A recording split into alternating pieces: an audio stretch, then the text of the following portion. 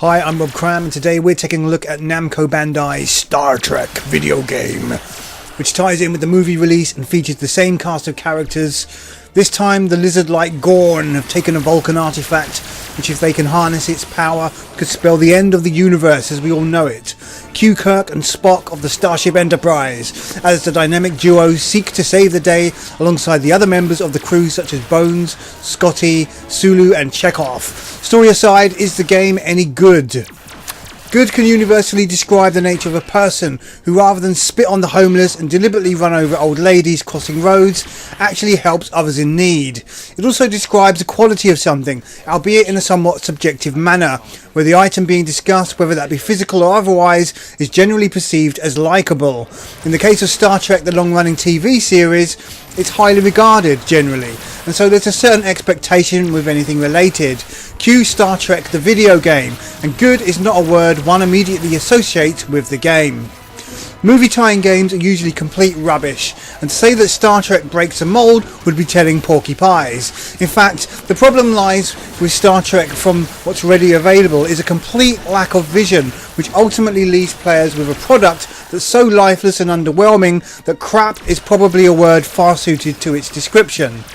Well, perhaps that's going a bit too far, as the game isn't crap and actually has a neat mixture of co-op gameplay, which involves a bit of stealth, puzzle solving and cover-based shootouts. There's also a few moments of space battling just to round things off and add a bit of drama to proceedings, and yet the whole package doesn't quite realise its ideas well enough to equate them into something meaningful or decent.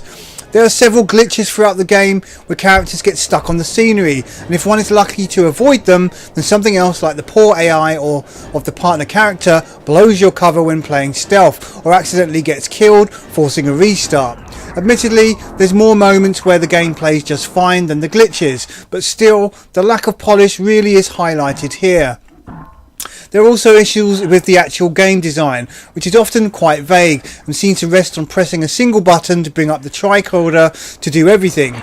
There's also an abundance of monotonous puzzles for doing the simplest of tasks, which begin to grate after a while and simply make the game tedious. On a plus point, the combat feels fairly satisfying, but the Gorn, robotic and humanoid enemies make for rather dull and uninspiring counterparts. The only saving grace is being able to sneak up and take them out in one hit. Graphically, the game looks dated in terms of its overall detail, and yet the character models for the main cast are actually quite detailed and fair representations of their movie versions. The audio also fares much better, and whilst the story isn't great, there's actually some cool banter between the main characters throughout, which makes for some welcome light relief at times. Aside from scanning items to gain points to help level up Spock and Kirk, or even teaming up with a friend to battle it out together, the campaign offers around 6 to 8 hours on default settings, but is likely going to be a one-time deal if that. The levels are all too samey, with the same lift and corridor sequences thrown in with gay abandon, which doesn't help keep things interesting. In closing, Star Trek is a game younger players might enjoy, as it's quite inoffensive and does provide small pockets of entertainment. But this is a poor excuse of a game for such a great franchise, and therefore can't really be recommended above a rental, and even then that's a stretch. There are simply way better third-person action games out there that offer co-op play, and even if you're the biggest Trekkie fan, then this game is hard to recommend. Star Trek scores are below average, 4 out of 10. I'm Rob Cram, thanks for watching.